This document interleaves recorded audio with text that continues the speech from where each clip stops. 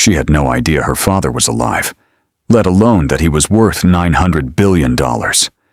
She grew up believing he had died before she was born, a lie her stepmother planted so deep into her childhood, it became the only truth she knew. Every door in that mansion was closed to her. Every table had no seat for her. Every meal was a reminder that she did not belong. Not in that house. Not in that family. Not in that world. But the cruelest morning came when she slipped a piece of bread through the iron gate to a trembling old man sitting in the dust, a man the guards had chased away, a man her stepmother had beaten her for feeding, a man nobody in that household dared to look at twice. What they didn't know, what she didn't know, was that the old man at the gate was not homeless at all. He was the most powerful family lawyer tied to a sovereign empire so vast, entire governments had negotiated at its table, and in his coat pocket was a recording that had been waiting, quietly, patiently, for the exact moment her secret billionaire father's will would be read aloud in front of every person who had ever hurt her. The moment that lawyer pressed play at that will reading, her stepmother's face went white. Then her knees buckled.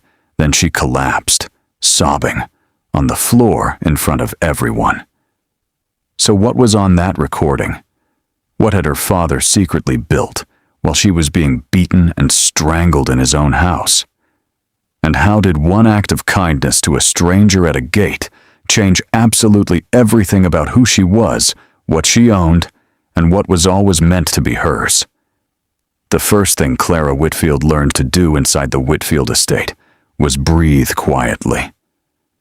Not because the house had thin walls, it didn't. The walls of the Whitfield estate were 14 inches of colonial-era brick and plaster, thick enough to swallow sound, the way deep water swallows stones. Completely, without a trace, she learned to breathe quietly because of what happened the one time, at age 7, freshly deposited at the front door with her single canvas bag. She had cried loud enough to be heard. Diane Whitfield had appeared in the doorway of the East Wing room, the storage room they had given her, still smelling of cedar and old cardboard. And she had stood there for a long moment in the darkness of the hallway, backlit, her face unreadable, while 7-year-old Clara sat on the edge of a bare mattress, with tears running freely down her face. Diane had not spoken. She had simply reached inside the doorway and turned off the light. Then she had closed the door. Then Clara heard the lock. She sat in total darkness for 4 hours. She learned, in those 4 hours, more about her situation than any conversation could have taught her. She learned that her sounds had consequences. She learned that her needs were provocations. She learned that the darkness was not a punishment, so much as a demonstration. Precise, unhurried demonstration of the kind of power that doesn't need to raise its voice, because it has already removed every other option. By morning, when the lock turned and the door opened and pale November light fell across the bare floor, Clara had stopped crying. She never cried audibly inside that house again. She was 7 years old. Her name before the estate was simply Clara Calloway. Her mother's name, her mother's warmth, her mother's whole gentle world compressed into 2 words that felt, once she was inside those walls, like a language nobody around her spoke. Her mother, Renata Calloway, had been dead for 11 months by the time Clara arrived at the Whitfield estate. Pneumonia. Swift, merciless, the kind that takes a person between 1 week and the next without the decency of sufficient warning. Clara remembered the smell of her mother's apartment in the final days, eucalyptus and fever, and the particular staleness of a space where windows hadn't been opened.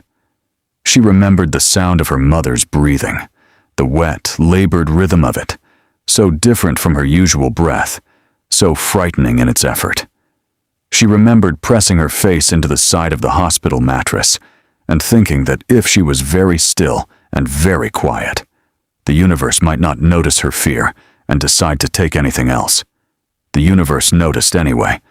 Renata Calloway died on a Tuesday in December, with her daughter's hand in hers, and her sister Dorothy standing at the window, looking out at the parking lot below, with an expression Clara would spend the next 16 years trying to decode.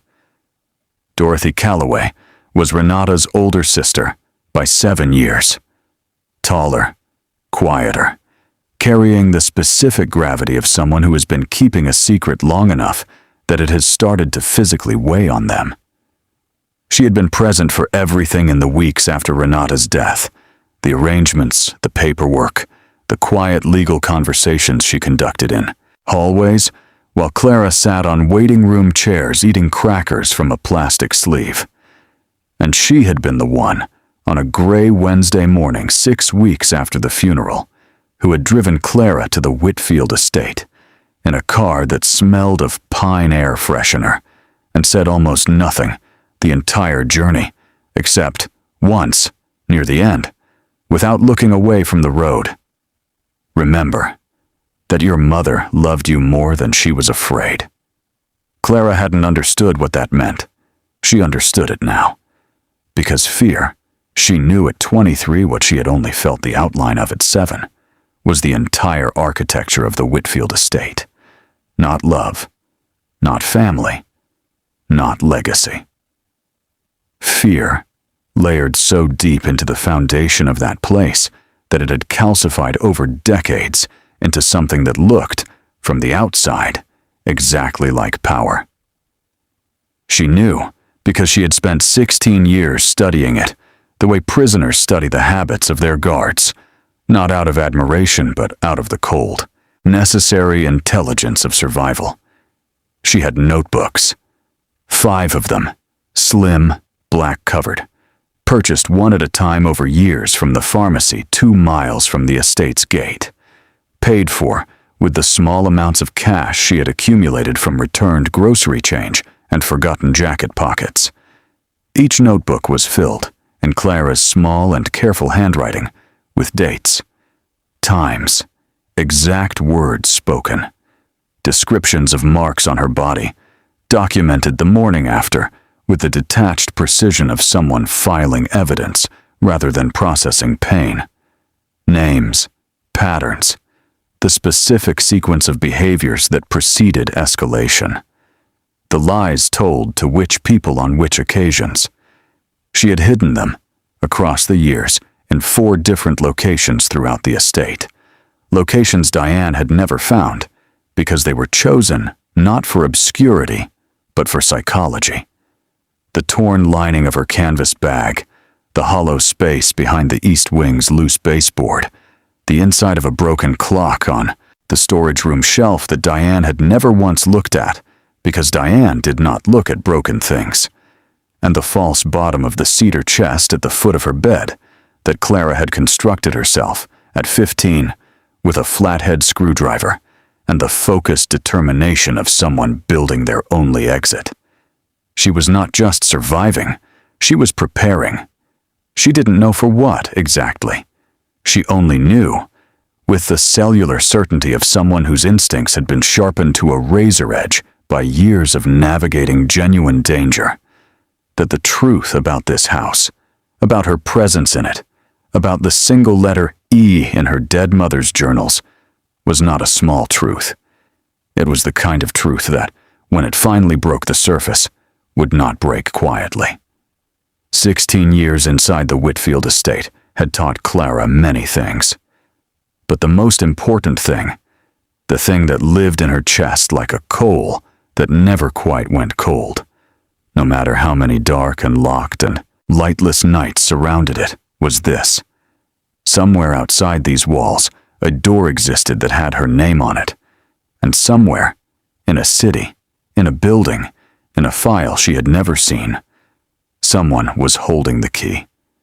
She just didn't know yet that he was already on his way, and that he would arrive on a cold November morning, sitting in the gravel outside her iron gate, waiting, with a worn leather satchel and sharp eyes, and a recording in his coat pocket. For the one thing he needed before he could detonate everything Diane Whitfield had spent 30 years building. He needed to see, with his own eyes, who Clara was. One act of kindness would tell him everything. There was a smell in the Whitfield estate that nobody who lived outside it would have noticed. It was subtle, the way the most dangerous things are always subtle. Layered beneath the cedar polish the housekeepers applied to the banisters every Thursday morning, and the expensive candles Diane burned in the front rooms when guests were expected. It lived deeper than those surfaces. It lived in the walls themselves, in the fibers of the drapes, in the specific quality of air that never quite circulated properly in the east wing, no matter what season pressed itself against the window panes. It was the smell of a house where fear had been produced, consistently, for a very long time. Clara had stopped consciously noticing it years ago, the way people who live near water stop hearing it. But her body remembered. Her body had always kept a more honest record than her mind was permitted to. It was in the way her shoulders rose, automatically, the moment she stepped through the front door each afternoon. The way her ears calibrated without instruction to the specific acoustics of the ground floor, the creak of the third stair, the particular silence that preceded Diane's appearance in a doorway, the difference in sound between the east wing lock engaging from outside versus inside, a difference of perhaps a quarter second that Clara's nervous system had catalogued before she was 10 years old. She was, in the clinical sense, hypervigilant. She had looked that word up at 14 in the school library, had found it in a psychology textbook she was not supposed to be reading, sandwiched between chapters on post-traumatic adaptation and chronic threat environments, and had sat with it for a long time, turning it over, testing its weight. Hypervigilant, a nervous system permanently recalibrated by sustained exposure to unpredictable danger. She had written it in the second notebook, not with self-pity, but with the precise satisfaction of a scientist correctly identifying a specimen. Knowing the name of what had been done to her was the first step toward understanding that it had been done. That it was not, as Dr. Mercer's gentle quarterly sessions had suggested across the years, simply her particular way of experiencing a world that everyone else navigated without incident. Dr. Wallace Mercer. The thought of him arrived, as it always did, with the specific nausea of someone recalling an infection they had survived, but not entirely forgotten. He had an office on the 14th floor of a glass building in downtown Grayvale. She had been delivered there, once a quarter, from the age of 15, by the estate's driver, while Diane waited in the car below with her phone and her coffee, and the patient confidence of someone who had made an arrangement they trusted completely. The office smelled of sandalwood and the particular brand of careful neutrality that certain professionals cultivated as a professional instrument. The chairs were comfortable. The lighting was warm. The box of tissues on the side table was always full. The sessions always began the same way. "So, Clara, tell me how things have been at home." And Clara would speak, carefully at first, then with the gradual loosening of someone who had been given, for 50 minutes, the unfamiliar sensation of being listened to. And Dr. Mercer would write, and nod, and occasionally tilt his silver head with an expression of such studied thoughtfulness that it took Clara 3 years to understand it was not thoughtfulness at all. It was assessment. He was not listening to help her. He was listening to report back, to Diane, who received summaries of their sessions through a channel Clara had not been told existed, who used those summaries the way a chess player uses information about an opponent's strategy. Quietly, precisely, always several moves ahead. Clara had figured it out at 18, not through dramatic revelation but through the accumulation of small, damning coincidences. The way Diane seemed to anticipate her emotional state in the days following each session, The way certain things Clara had said, things she had said only in that sandalwood office, to that silver-haired man, appeared weeks later as ammunition in Diane's arsenal. Dr. Mercer mentioned you've been feeling confused about your place here. I think that's something we should address. Say it over dinner. Said in front of Preston and Mariella. Said with the loving concern of a woman whose investment in Clara's well-being was limitless and genuine. Clara had stopped speaking truthfully in those sessions after that. She had begun, instead, to perform, to construct a version of herself that satisfied the reporting requirement without revealing anything real. Functional. Adjusting well. Occasionally anxious, but responding to guidance. She gave Mercer just enough to fill a summary without a single true word in it, and she had watched, with the cold interior satisfaction of someone winning a game the other player didn't know they were playing, as Diane's weaponized insights gradually dried up. But understanding the mechanism of her captivity did not dismantle it. Because Diane Whitfield was not only a psychological architect, she was something older and darker and considerably more dangerous than a woman who manipulated perceptions. Clara knew this with certainty because of Nathan Briggs. Nathan Briggs had been the Whitfield estate's head of security for 6 years, a broad, quiet man in his 40s with military posture and careful eyes, who had arrived the summer Clara turned 14, and had, for approximately 8 months, been the second gentle human being she had encountered inside those walls. He had not been kind the way Harold Finch was kind. Openly, warmly, with the uncomplicated decency of a man who simply could not be otherwise. Nathan's kindness was quieter.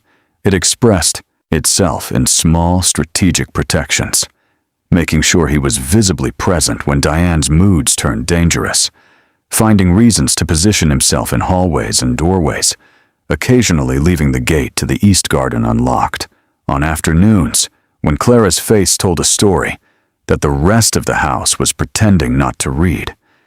He had also, Clara later understood, been watching Diane. Not casually, deliberately, with the focused, methodical attention of someone gathering something specific. He had been gone by the following spring, his employment terminated, his apartment above the gatehouse emptied over a single weekend, while Clara was at school. No explanation given to staff, no forwarding address left with Harold, just gone, the way things and people went in the Whitfield estate when they became inconvenient. Clara had written his name in the third notebook with 3 words beside it. Gone. Why? Remember. She had asked Harold once 6 months after Nathan's disappearance whether he knew what had happened. Harold had gone very still, the specific stillness of a man exercising the self-control that long experience in a dangerous environment teaches.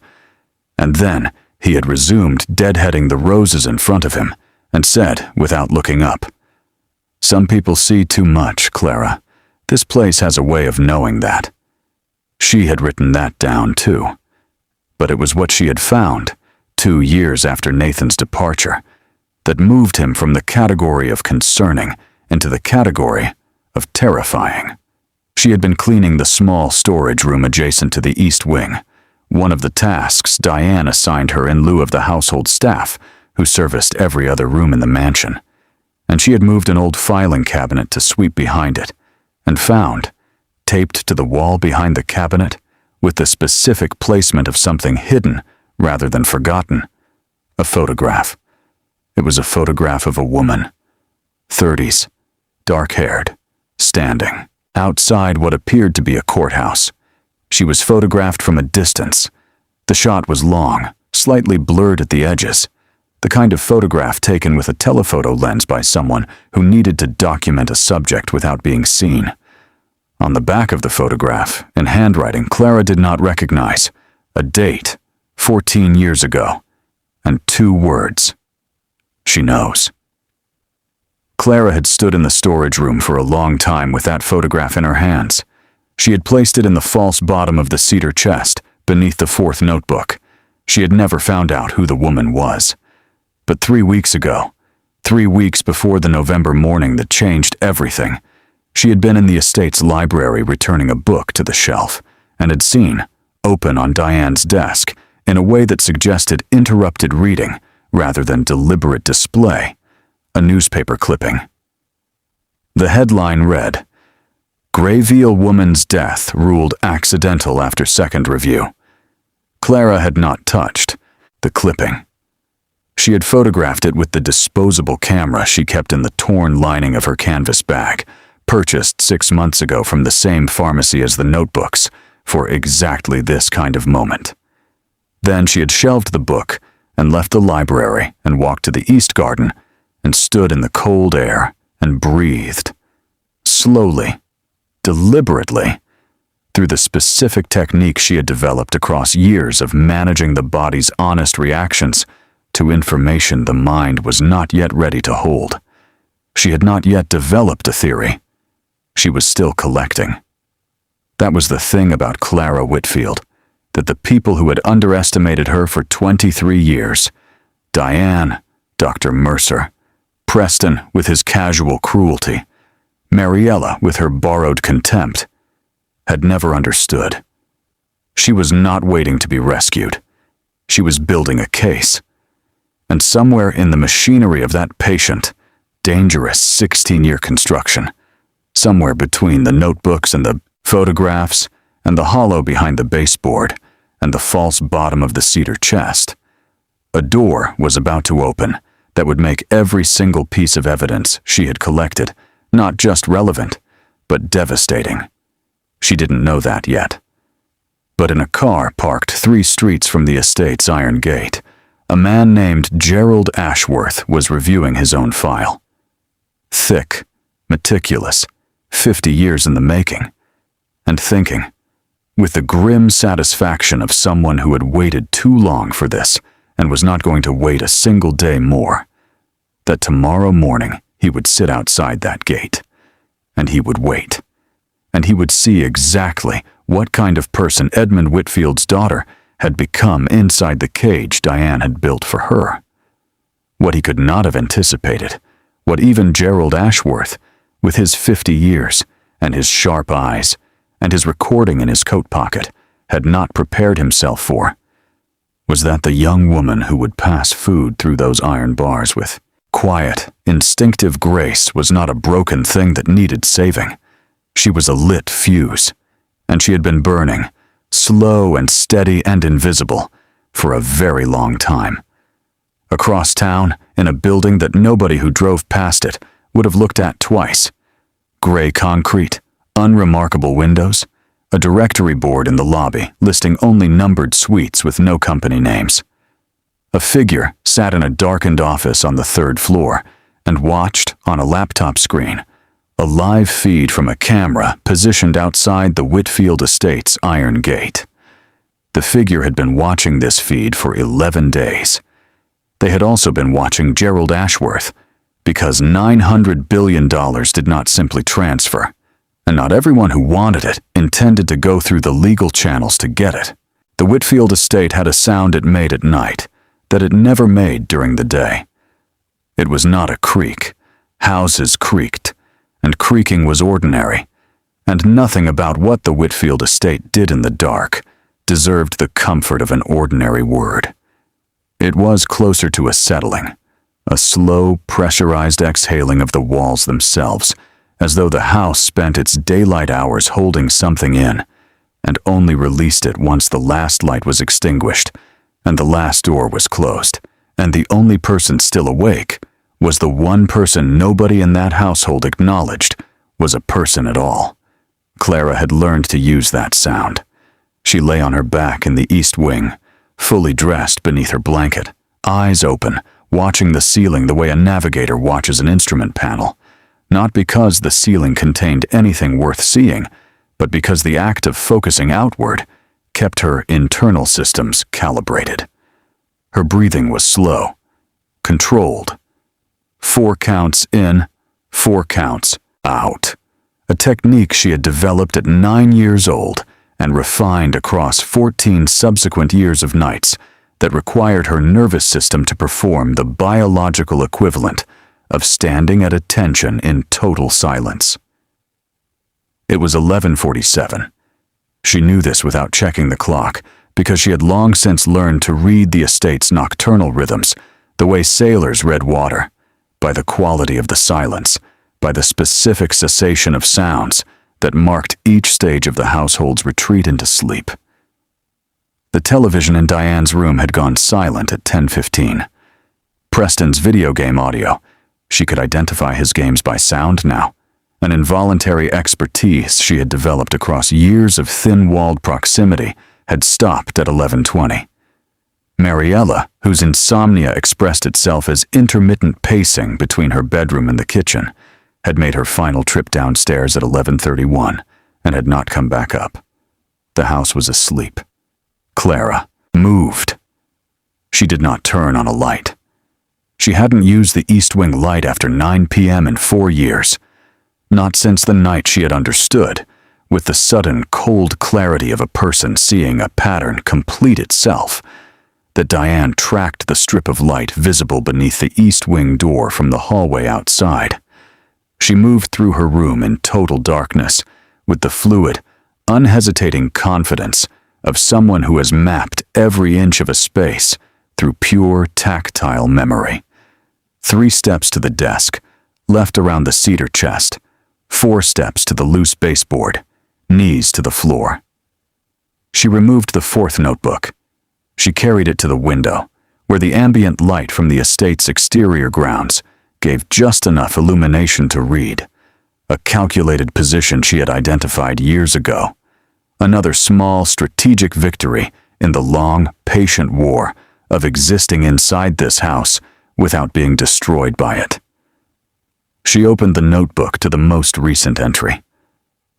November 4th, library, newspaper clipping, Greyvale woman. Death ruled accidental after second review. Photographed. Cross-reference, woman in photograph behind filing cabinet. Date on photograph equals 14 years ago. Same period as Nathan Briggs's military background. Confirm. Diane made phone call in garden at 6 a.m., November 2nd. Too far to hear. Duration, 4 minutes. Check. Who calls at 6 a.m.? Someone in a different time zone. International. She stared at that last word. International. The sovereign wealth network Gerald Ashworth would, in 4 days, describe in the reading room as spanning 11 countries and 4 continents, was not yet a concept Clara possessed. But the notebook entry from November 2nd sat inside her chest like a splinter, finding a nerve, pressing against something she couldn't yet name but could absolutely feel. She was still staring at the word when the sound came.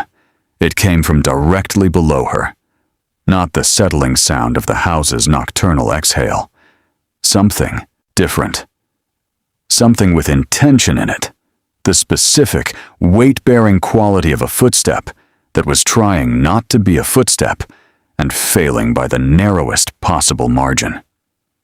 Clara did not move. Her body went through the transition she had long since stopped experiencing as fear and had reclassified as activation. The heart rate increase, the sharpened hearing, the narrowing of attention to a single focused point. With the practiced efficiency of a system that had run this sequence too many times to waste energy on the emotional components. She counted. 1 footstep. Pause. 2 footsteps. Longer pause. Someone was in the corridor outside the East Wing, moving toward her door.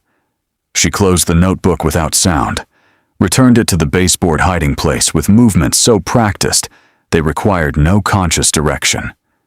Was back on the bed, blanket pulled, eyes closed, breathing in the slow manufactured rhythm of sleep in 4 seconds. The door handle moved, not the lock, the handle. Testing.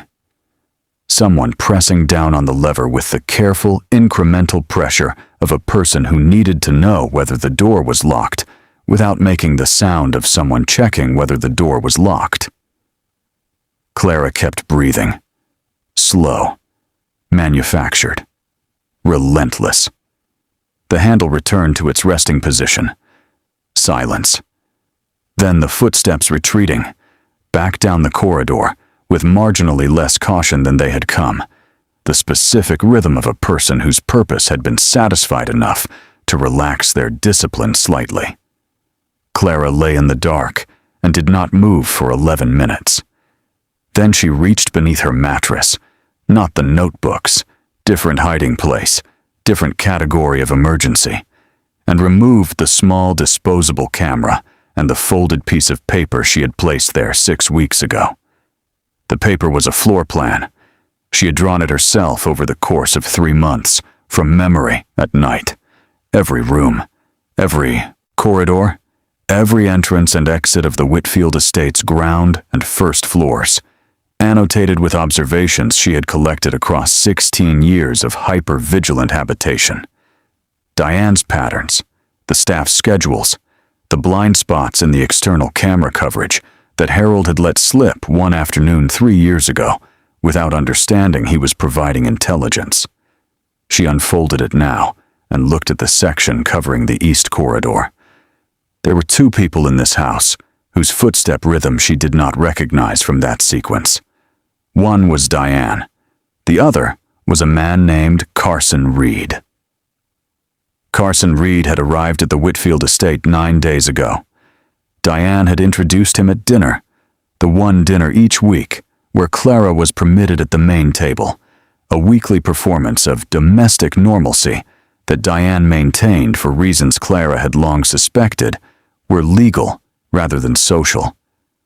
As a financial consultant, recently engaged to assist with the estate's affairs following Edmund's death, he was 41, dark-haired, the kind of physically imposing that announced itself before he entered a room and lingered after he left it. He had the handshake of a man who wanted you to remember it, and the eyes of a man who was cataloging you before you had finished introducing yourself. Clara had written 3 words in the 4th notebook the night he arrived. Wrong. Watch. Everything. Not because he had said anything threatening, not because he had done anything overt, but because in her first 60 seconds of proximity to Carson Reed, her nervous system, 16 years calibrated, 16 years refined, had produced the specific, unambiguous signal that she had learned, at considerable personal cost, never to dismiss. The signal that said, this person is performing a version of themselves. She had seen it before. She had seen it in Diane every day of her life. But where Diane's performance was cold and architectural, Carson Reed's was warm and deliberate, the calculated friendliness of a man who needed people to lower their guard and had identified warmth as the most efficient instrument for achieving that. He smiled easily. He asked questions with the attentiveness of genuine interest. He complimented Mariella's taste in music and discussed investments with Preston with the ease of someone who had done their research and the patience of someone playing a longer game. He had not spoken directly to Clara beyond the introduction, but he watched her. Not obviously, not with Diane's naked surveillance, but in the way that genuinely dangerous people watched things, peripherally, briefly, and with a frequency that only someone trained to notice it would catch. She had caught it on day 2. She had been counting it since. In 9 days, Carson Reed had directed 47 of those brief peripheral assessments at Clara specifically. Not at Preston. Not at Mariella. Not at the art on the walls or the view through the windows. At her. A financial consultant with no established reason to find Edmund Whitfield's invisible, officially unacknowledged ward of particular interest had looked at her 47 times in 9 days. Clara had written the number in the notebook each evening. She was now lying in the dark on the morning of day 10 with the floor plan in her hands and the knowledge that those footsteps in the corridor, testing her door handle at 11:47 p.m., had belonged to Carson Reed. She folded the floor plan with steady hands. She was not afraid. She was thinking.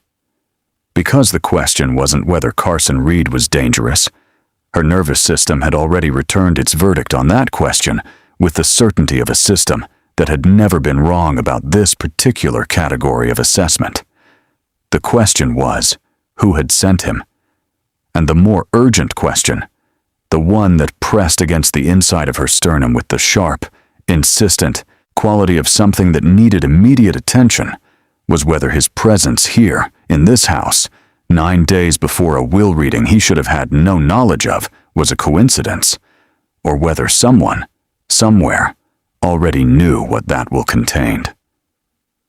She lay in the darkness and worked through it the way she worked through everything, methodically, without panic, following each thread to its logical terminus, and then backtracking to the branch point. If someone knew about the will, if someone knew about the empire, if that someone had sent Carson Reed to this house 9 days before the reading, then the iron gate, the old man, the recording in the coat pocket, the entire detonation that was 6 days away, was not just a legal event, it was a target. And Clara, who had spent 23 years being invisible, being nobody, being the ghost in the East Wing that nobody needed to account for, was about to become the most visible, most valuable, and most vulnerable person in a game that had been running. She was beginning to understand, for considerably longer than her own lifetime. She pressed her back against the headboard and pulled her knees to her chest and sat in the dark with the floor plan and the camera and 16 years of carefully documented evidence, and felt, for the first time since she was 7 years old, and the light went out and the lock turned, genuinely, bone-deeply afraid.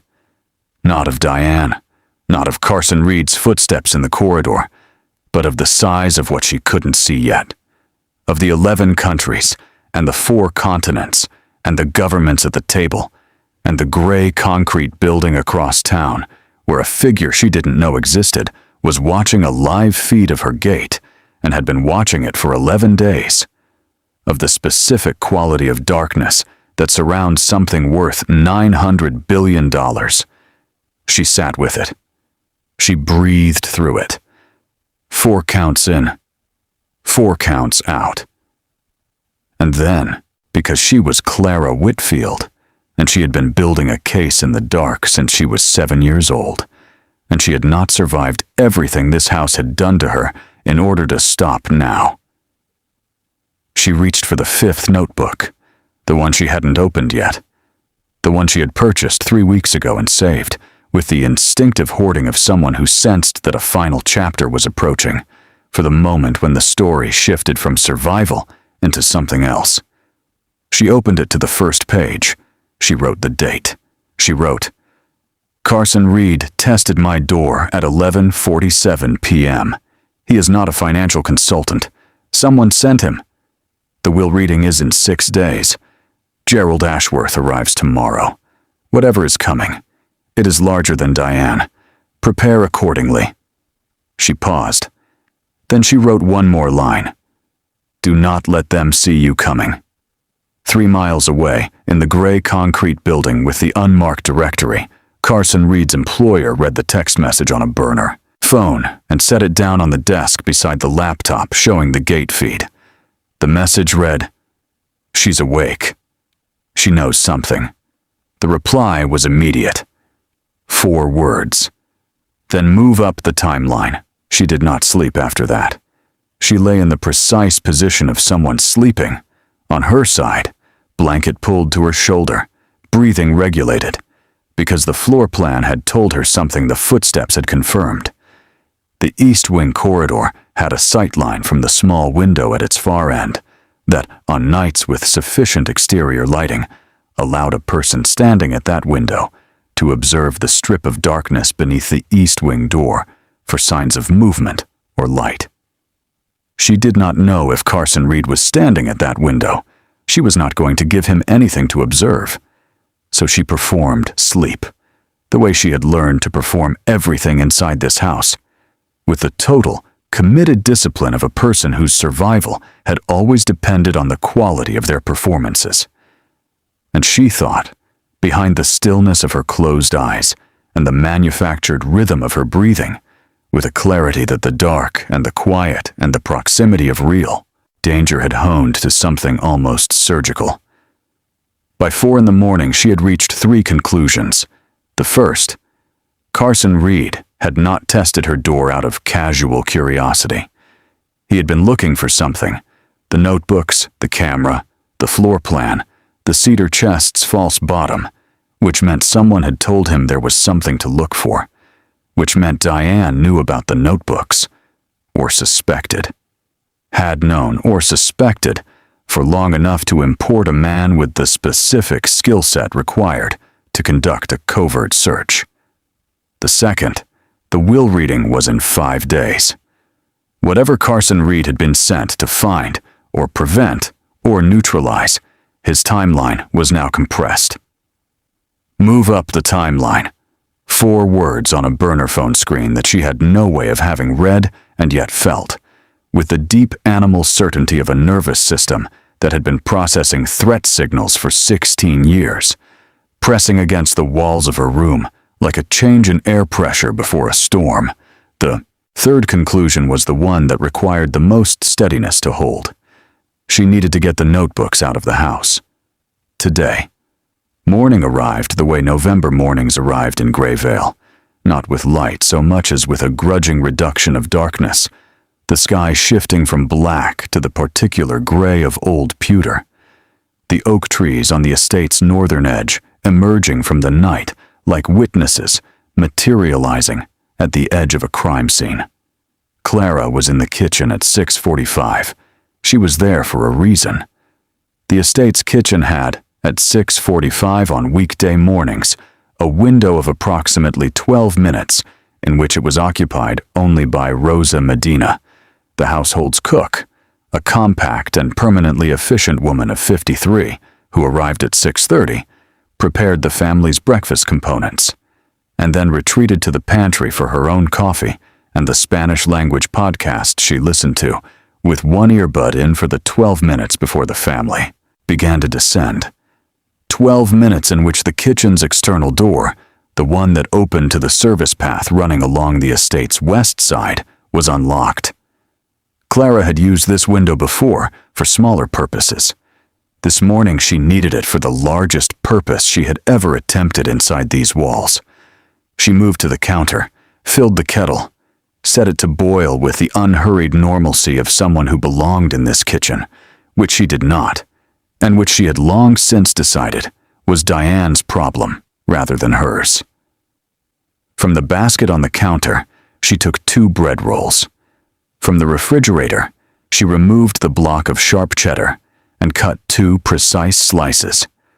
She wrapped both rolls with the cheese inside a cloth napkin, filled the spare thermos, the old green one that lived at the back of the cabinet and that nobody had claimed in the 3 years since it appeared, with the first pour of the morning's coffee.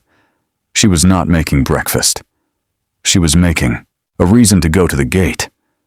She tucked the thermos and the wrapped rolls under her arm, and with her other hand, she picked up the canvas bag from the hook beside the east wing stairs, the canvas bag with the torn lining, the bag she had arrived with at 7 years old, and she walked to the external kitchen door, and she opened it, and she stepped into the cold.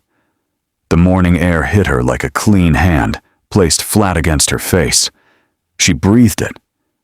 Then she walked the service path to the east garden, turned along the gravel track toward the main gate, and stopped. He was already there. He was sitting exactly as she had somehow, without basis, expected him to be sitting, with the deliberate, patient stillness of someone for whom waiting wasn't an inconvenience, but a professional instrument. The worn leather satchel was beside him.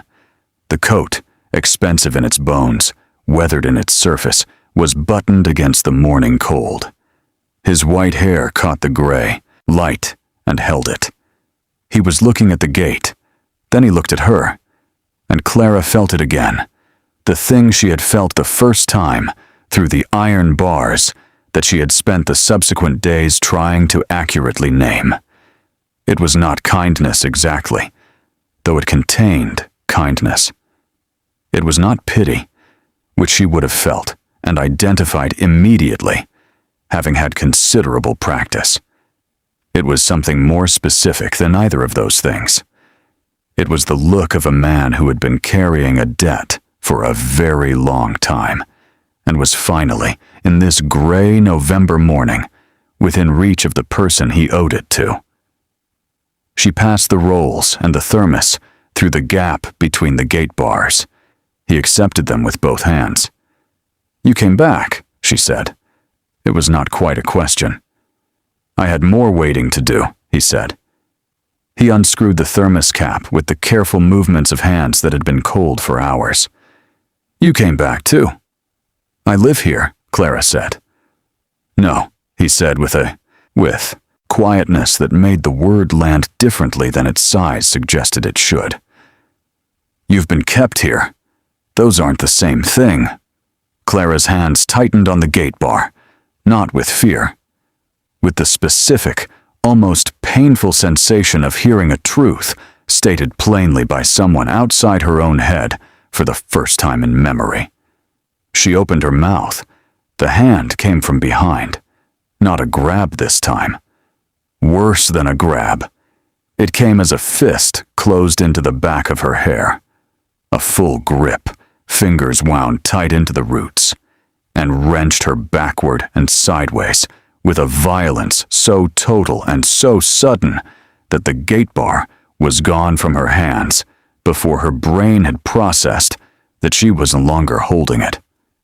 The gravel path rose to meet her left knee with an impact that split the skin instantly. She felt that much, but the pain was secondary to the momentum still carrying her. Backward, off balance, the morning sky wheeling overhead.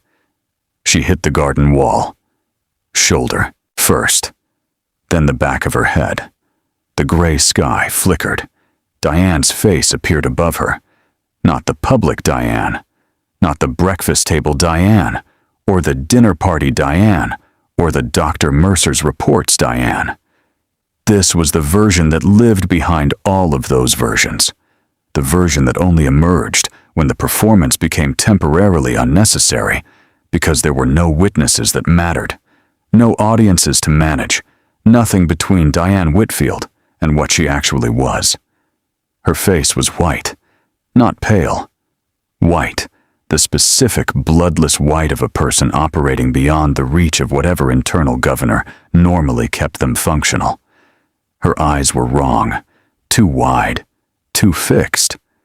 Carrying something that Clara had learned, at considerable physical cost over 16 years, to identify as the most dangerous emotional state Diane entered.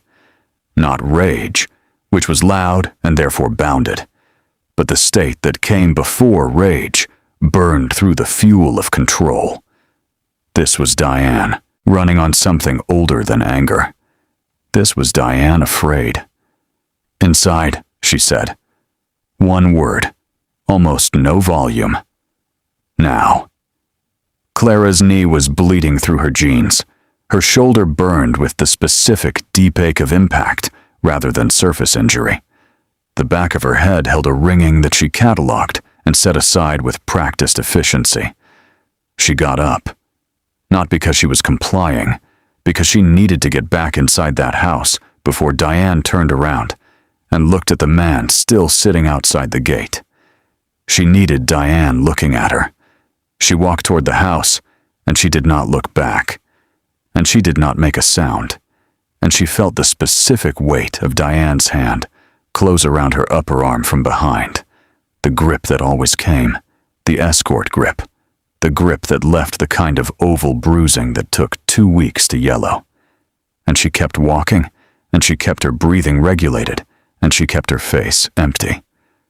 And as Diane pulled her through the East Garden side entrance and into the house's back corridor, she passed, in the narrow space between her body and the wall, the canvas bag from the hook where she had left it. She picked it up without breaking stride. Diane didn't notice. She never noticed the canvas bag. She had never once, in 16 years, considered it worth her attention. That was the thing about predators who focused entirely on breaking their prey.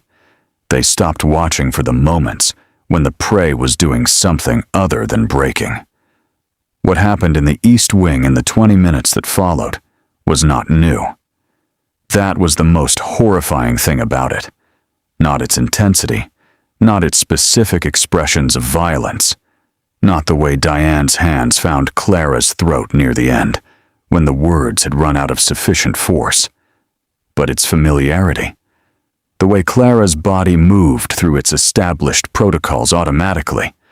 Protect the head, protect the ribs, go down if going down prevents escalation, breathe, stay present, do not dissociate, because dissociation costs recovery time, and recovery time is not something she had available today. She had been through this room before. She had been through this specific sequence of events in this specific room. The grip, the impact, the words that came first because words were Diane's preferred opening instrument, repackaging the violence as something Clara had caused rather than something Diane was choosing. More times than the notebooks had entries for, because there had been years, early years, before the notebooks existed, when the only record was Clara's body and Clara's memory and the cold floor of the East Wing against her cheek. But she stayed present. She stayed present because today, of all days, she needed to remember everything. When it was over, when Diane had straightened her blazer and reassembled her expression and delivered, in the low and even tone she used for the closing statements that always followed, these episodes, the repackaged narrative in which what had just happened was Clara's fault, Clara's pattern, Clara's refusal to understand her place in this house. Clara lay on the floor and breathed and said nothing and waited. The door closed, the lock engaged. Clara counted to 60. Then she sat up. Her throat ached with the specific concentrated pain of fingers that had pressed with intent. She touched the front of her neck carefully, cataloging, not processing, and then she reached into the canvas bag. The 5 notebooks were still in the torn lining. The disposable camera was still there.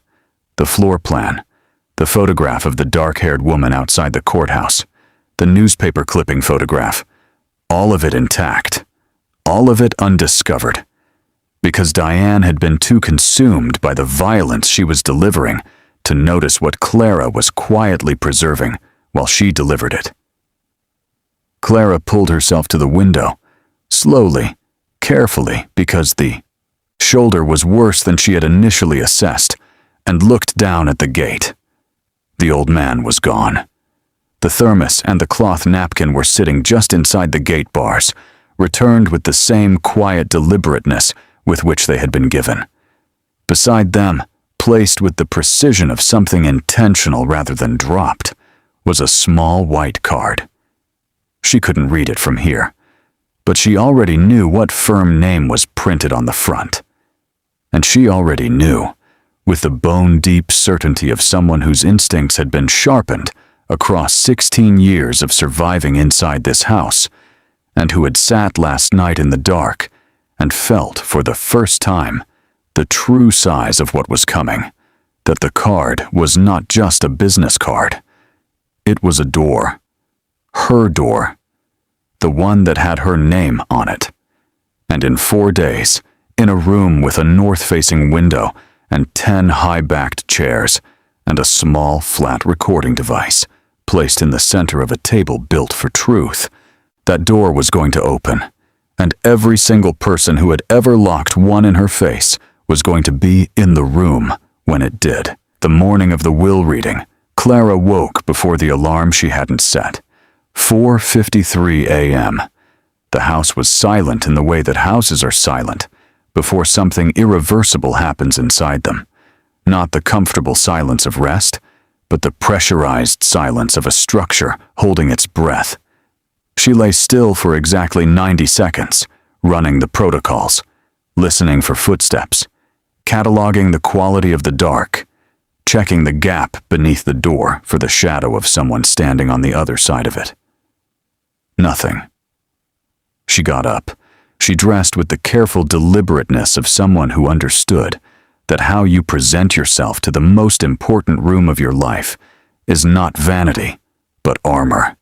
She had one good dress, deep navy, bought 2 years ago from a consignment store in downtown Grayvale, with accumulated grocery change, worn once to a school administrative appointment, and kept with the hoarding instinct of someone who owned almost nothing worth keeping. And the Oma Bonant, back of the cedar chest beneath the false bottom, alongside the notebooks. She retrieved it now. She dressed. She pulled her dark hair back from her face, with a precision that had nothing to do with aesthetics, and everything to do with the specific message she needed her appearance to deliver today. I am not what you made me. She picked up the canvas bag. She looked once around the East Wing room, the storage room smell she had never entirely been able to erase, the window with its rattling pane, the narrow bed and the cold floor, and the baseboard, with its hollow space now emptied of its contents.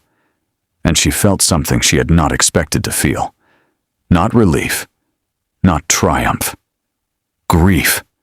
Brief and clean and honest.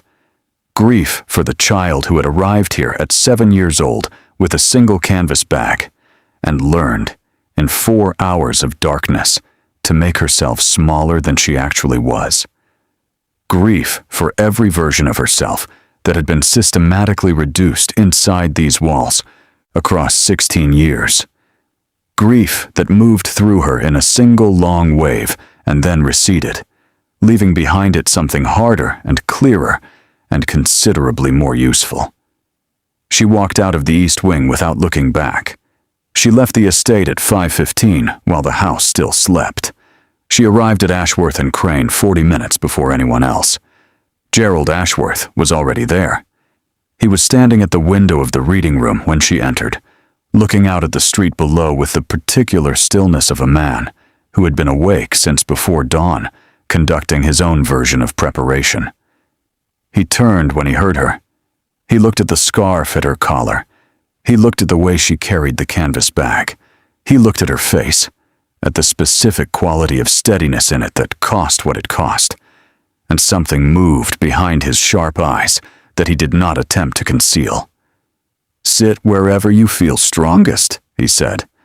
She chose the chair third from the head of the table. The north-facing window was directly to her left. They arrived at 9:58.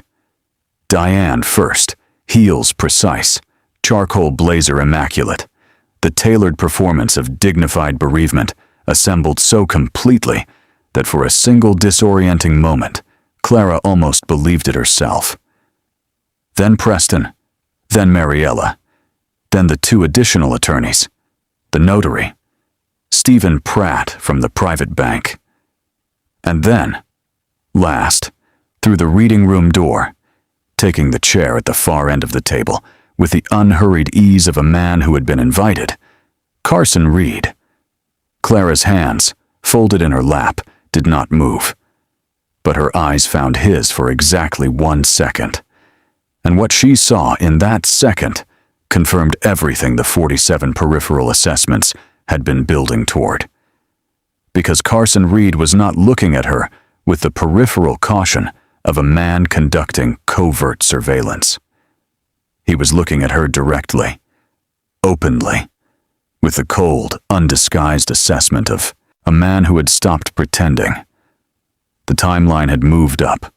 Whatever was going to happen in this room, whatever Carson Reed or the person who had sent him intended, it was going to happen today. Clara looked away from him and looked at Gerald Ashworth and gave the smallest, most deliberate nod she possessed. Gerald Ashworth opened his satchel.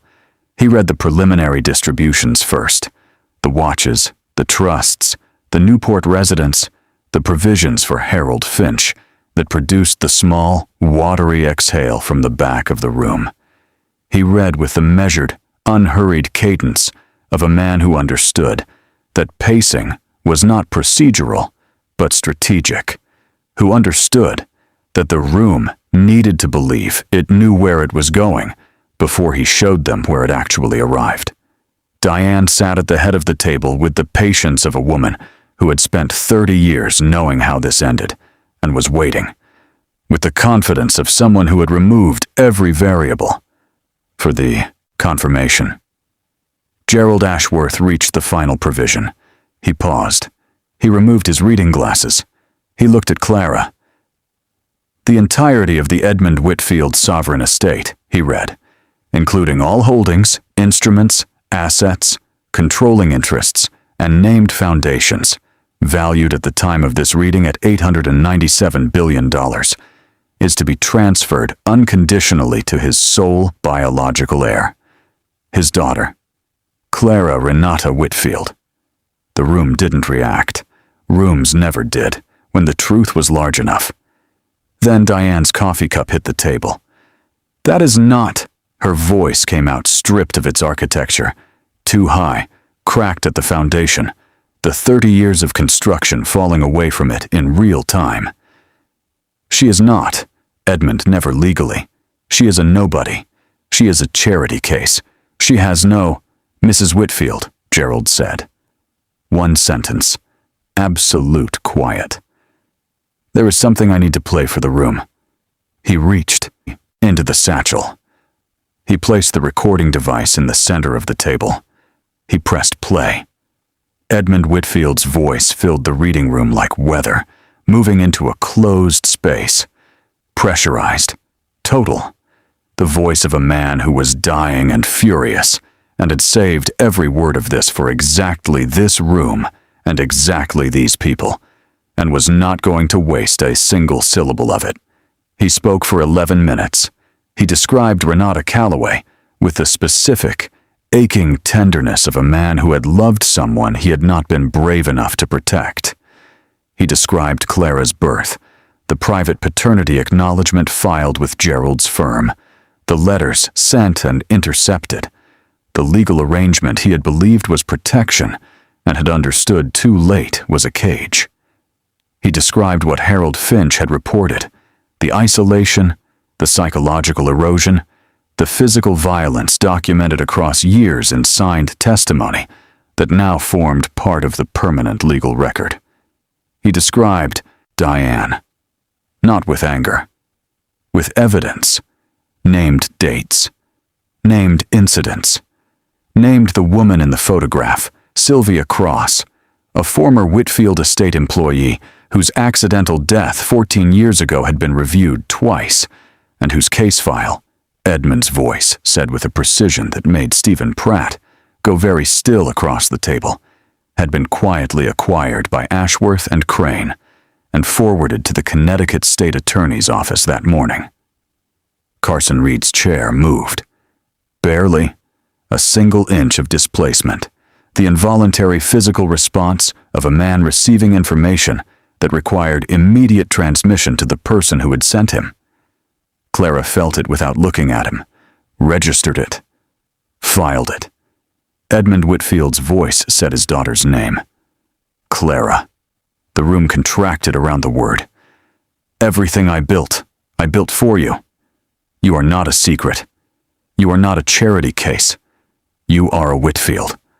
The only one, in the end, that the name was ever worth giving to. And to anyone in that room who believed they could prevent this moment, I want you to understand something. A pause. The recording breathed. I have been watching too. Diane Whitfield stood up. Diane Whitfield stood up. Or tried to. What happened instead was that her legs, those precise, controlled, healed legs that had carried her through 30 years of immaculate performance, simply stopped receiving the signal. The chair went back. Her hands hit the table edge. And then the sounds began. The sounds Clara had never heard from a human being before.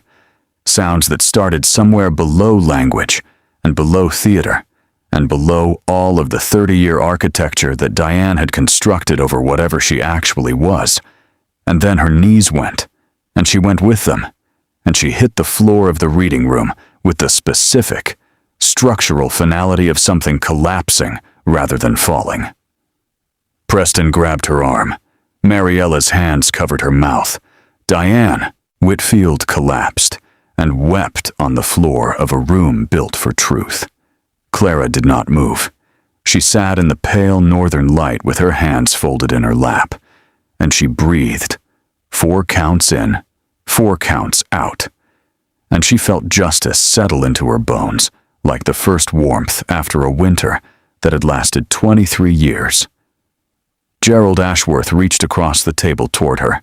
She reached back, and then the reading room door, slightly ajar, the way it had been since Carson Reed had entered and had not fully closed it behind him, moved. Not opened. Moved. The way a door moves when someone on the other side of it has just made a decision. Clara's eyes went to it.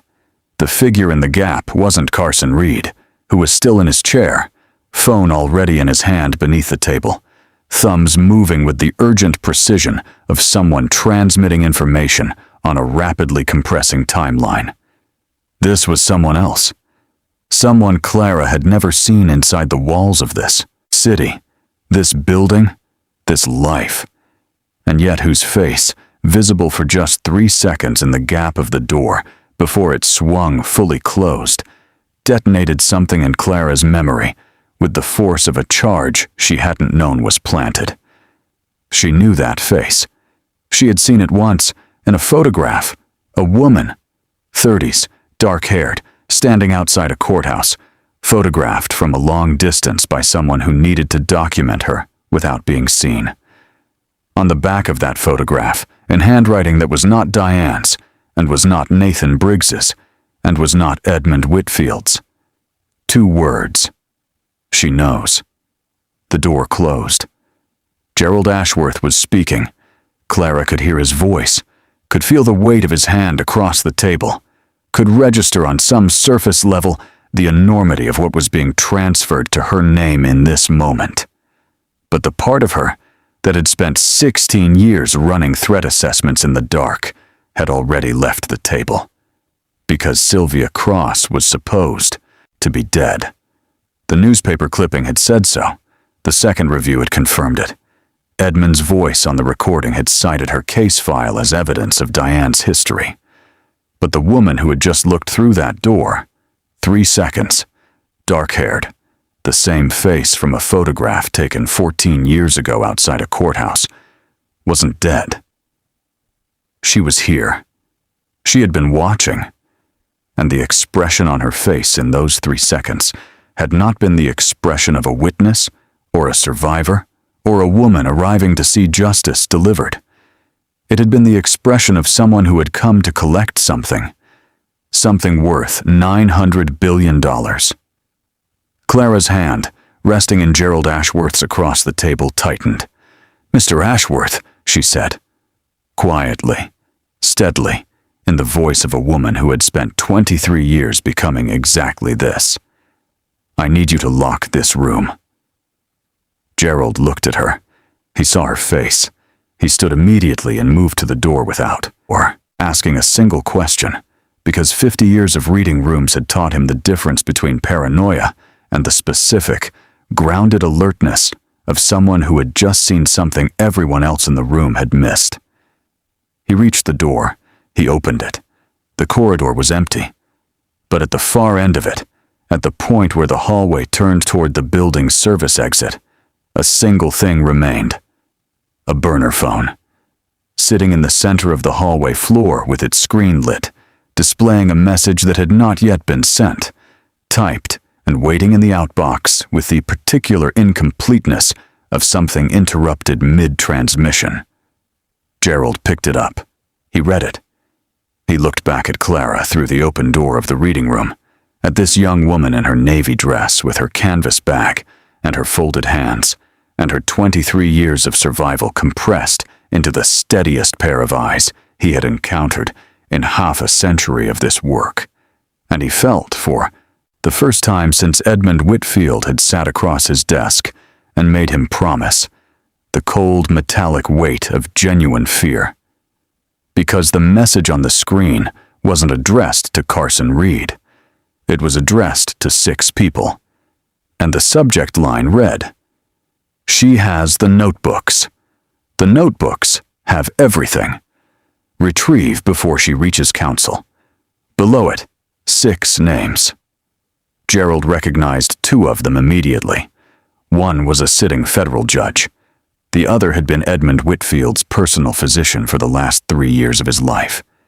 Gerald Ashworth closed the reading room door. He turned the lock. He walked back to the table, and he sat down, and he looked at Clara Whitfield, the heir to a sovereign empire, the girl the mansion had forgotten, the woman who had been building a case in the dark since she was 7 years old. And he said, with the quiet urgency of a man who had just understood that what they were inside was not a reading room anymore, "Clara, how much is in those notebooks?" Clara reached into the canvas bag. She placed all 5 notebooks on the table between them. "Everything," she said.